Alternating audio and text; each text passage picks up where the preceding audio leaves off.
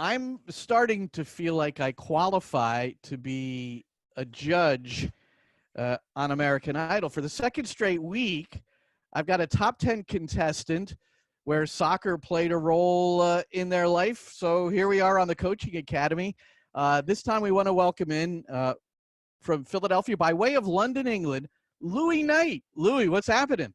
Hey, good to see you and meet you, Glenn. Yeah, I definitely think you're ready to be a judge, American Idol.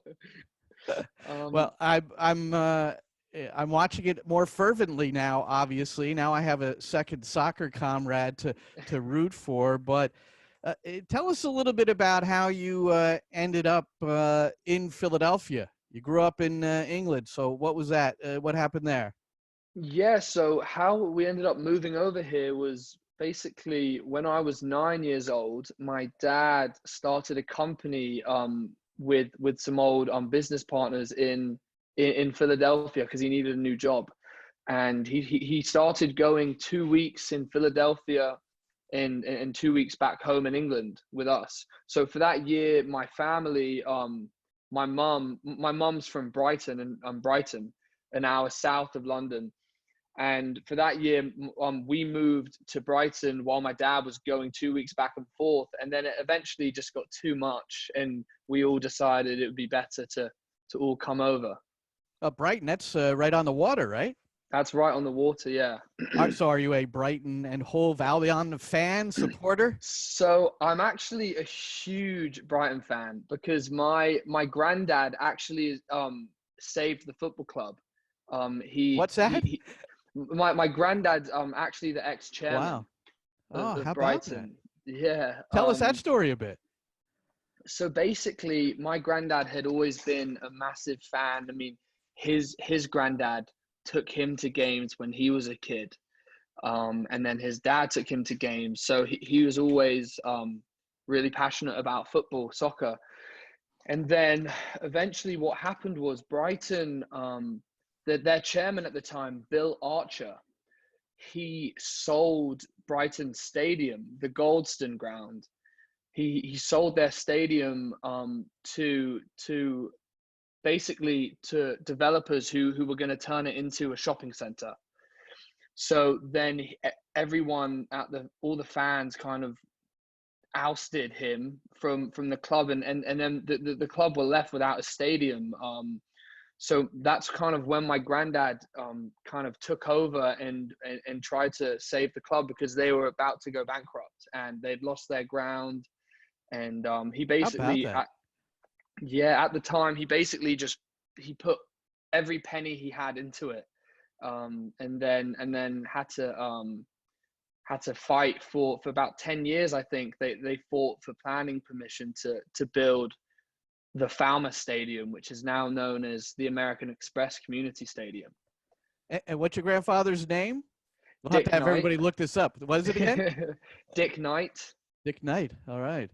Well, we're with Louis Knight, top 10 contestant, American Idol. So how much soccer has been in your life? I mean, football, you're right in the midst of it. So does that mean you played and you followed it closely?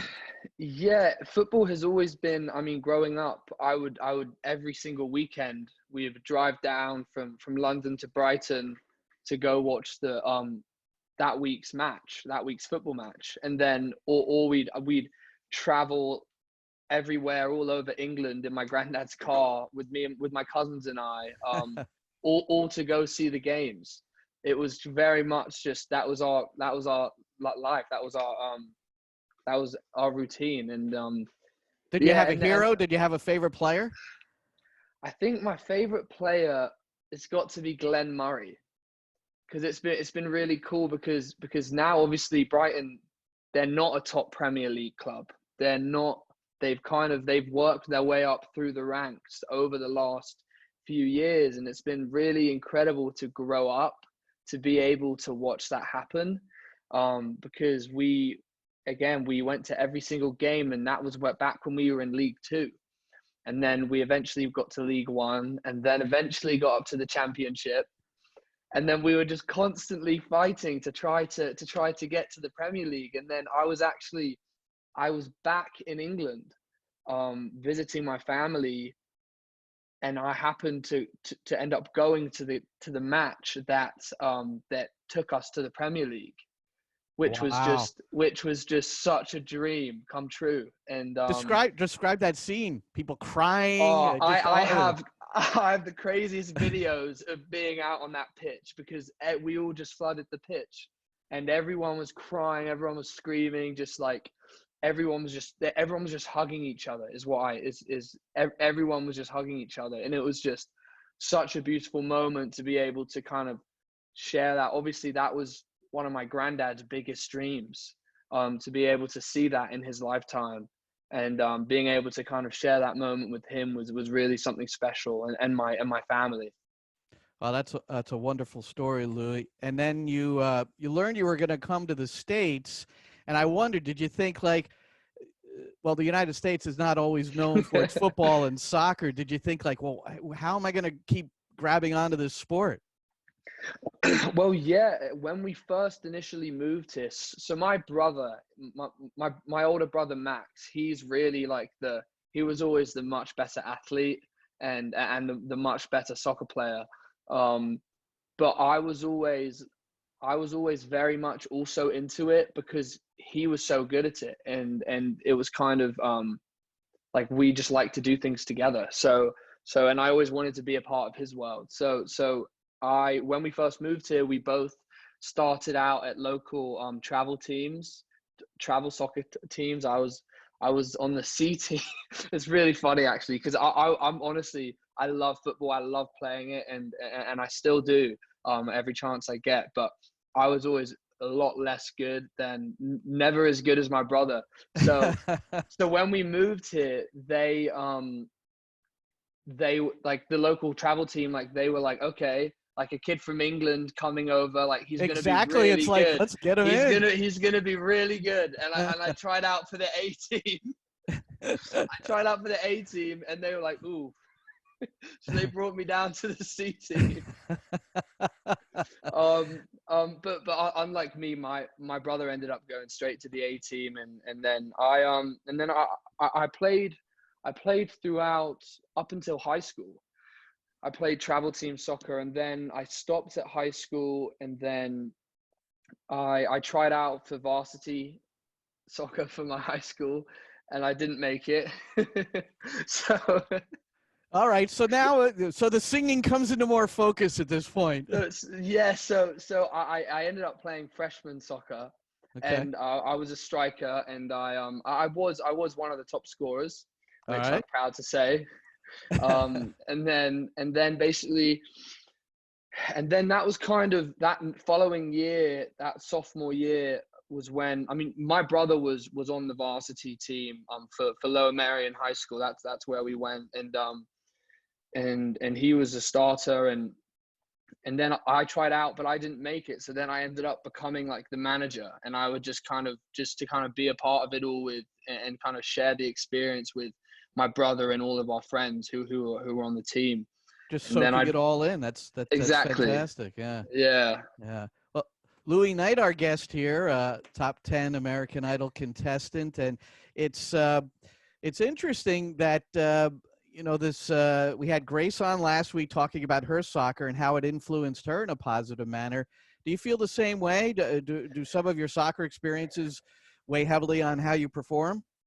Absolutely. I mean, it's kind of many different ways, to be honest. I mean, there's a lot of times when you're out on the football field and you feel like giving up, and you're tired, and you feel dead. Your muscles are cramping, you're really sore, and that definitely relates to performing. I mean, there's been a lot of times where I'm performing on the show where I really don't feel well, where I've been sick, or where I've just not felt like, I mean, in Hollywood week, I really wanted to give up, and I almost packed my suit. I started Wow. packing my suitcase, and I was Really? like, I Why? can't. Why? I Sleep deprivation kicked in, because I had, I think, like 2 hours of sleep, maybe 4.5 hours of sleep over 3 nights. So I was really just mentally deteriorated, and I started packing my suitcase. I was like, I can't do this. And then kind of that kind of thing of perseverance, and I think that's definitely something that every football soccer player knows. I mean, Yeah. it's very easy to give up, and those are the moments that really count So when you were you choose to keep going. was a lot of it nerves? You just couldn't sleep? Is It that what it was was about? I mean, there just wasn't time to sleep. We would be at the venue, at the theater, and then getting back. We'd be at the theater from 8 a.m., getting back at 11 o'clock at night, then having to pick a song and learn it overnight, and then be up at 5 a.m. to get ready for call time at 6. So it really was just, there wasn't any time to really sleep, and that was it. Yeah, and then it just kind of, I started dealing with anxiety, stress, sleep lack of sleep induced anxiety, but yeah, it definitely correlates. Yeah, well, you were resilient and you passed on, and your dog is getting into the Sorry, picture. my dog. What's Yeah, That's all right. You could shield the soccer ball while you move it around with the dog trying to yeah, get a hold of it. exactly. So somebody sent your audition. I had not seen it before, and it was a rather moving performance. The thing that spearheaded your vault and all this, and it was an Thank you. original composition, and it was one that was quite emotional for you. Can you tell us the story? Thank you. Yeah. So, basically, my brother and I's first friend, really, when we moved here, he was a big soccer player. He was fantastic. He was an incredible athlete, and that's how we really became friends with him. And his name was Russell. And in in 2018, in January of 2018, he took his own life, and I basically I wrote this song Change about kind of going through that loss, and kind of finding myself again, and kind of also as a message of hope, hopefully, for other people that are suffering, because mental health awareness is something, and suicide prevention is something that's now really close to my heart, and I've been trying to advocate for awareness as much as I can, and I've been working with the American Foundation for Suicide Prevention, that the charity, and kind of doing a lot of work with them too. It's interesting because that's become more prevalent on the athletic side with soccer players as well, where they're being much more open about depressive states, and it is something that helps, right? It really is incredible. I've noticed that too. It's oftentimes in football back in the day, it was very footballers had a very hard time. They didn't feel like, I mean, it wasn't really something that you could talk about, and I mean, not many people really felt that way anyway. Felt that they could talk about it, and it's becoming so much more prevalent in society now, and it is really great seeing more and more footballers lately really step out and try to open the conversation. And I know BBC Sport has back in England has done a lot of work with getting old footballers in to talk about it, and they've aired a bunch of little talk shows about that.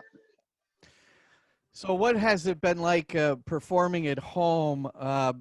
They send you these iPhones, and you have to set it up, and you're tutored how to do it. No audience. Where do you gather your inspiration? It's definitely a change, not performing because I love performing in front of a live crowd and kind of feeling that energy in the room. It's definitely been it's been a transition, but it's been such an incredible learning process, really. We're kind of constantly on Zooms with the director Phil Hayes, and the producers, kind of working out shots and set designing, and talking to the audio engineers, because we're learning how to audio engineer and to direct, and we're learning all this stuff that Yeah. we would have never learned. So it's really been an incredible process. And Louis, who is switching the cameras? I've been intrigued by that. How does that all happen? And then you have the the auxiliary group performing, and that gets all synced up. How does that work? Yeah, so we basically have we kind of have A, B, and C cameras rolling. I don't know.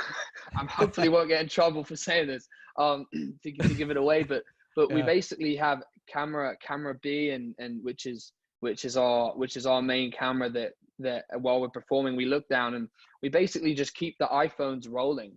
We kind of roll them all at the same time and we say like take one, we do a clap to make sure the audio's in sync. Yeah. And then we just we've just got them set up and then that's what we then send over the film after we're done, and then they kind of edit it together.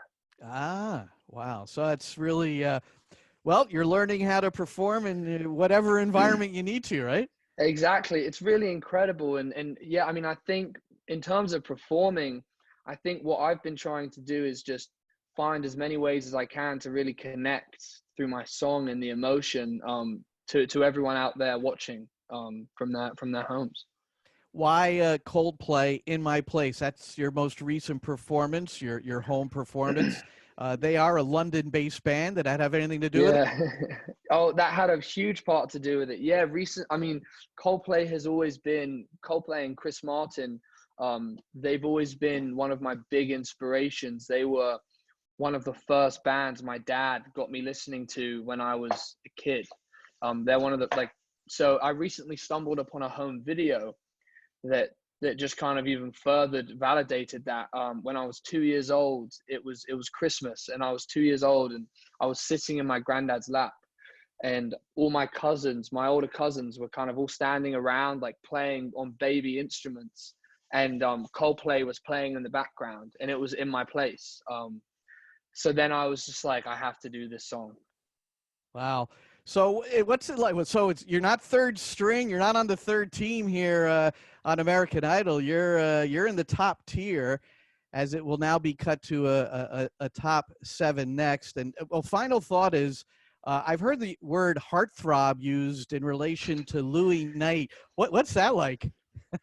It's a bit weird. I mean, I definitely don't think of myself as a heartthrob at all. But it's definitely, it's obviously really sweet to hear that. All right, Louis, best of luck. And we really appreciate the time today to review how soccer has played a role in your life for the second straight week here on the Coaching Academy. An American Idol top 10, Louis Knight. Good luck on Sunday. I know that's a big night. Thank you so much, Glenn, for having me. Really great to meet you.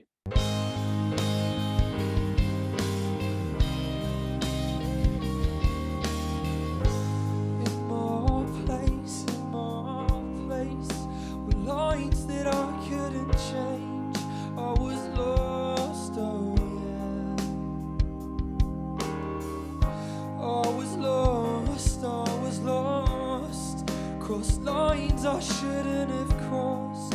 I was lost, oh yeah. If you go and leave me down here on my own, then I'll wait for you. Yeah, how long must you wait for? Yeah, how long must you pay for? Yeah, how long must you pay for it?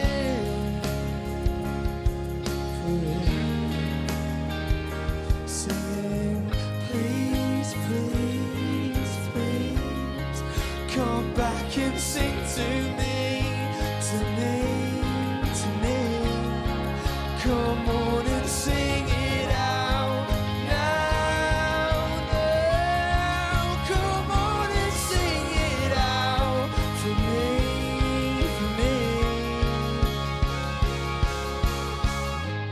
In my place, were lines that I couldn't change. I was lost, oh yeah.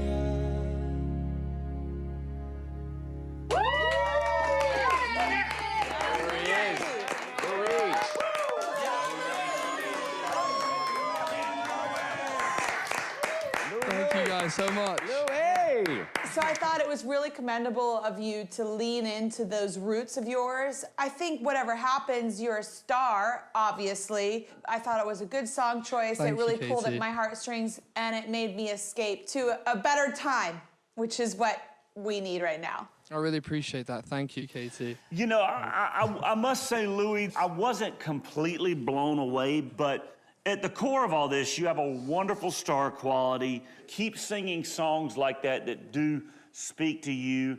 Thank you, Luke. You did a great job, my friend. Play that camera as much as you can. That's going to be the ticket that's going to get you over the top.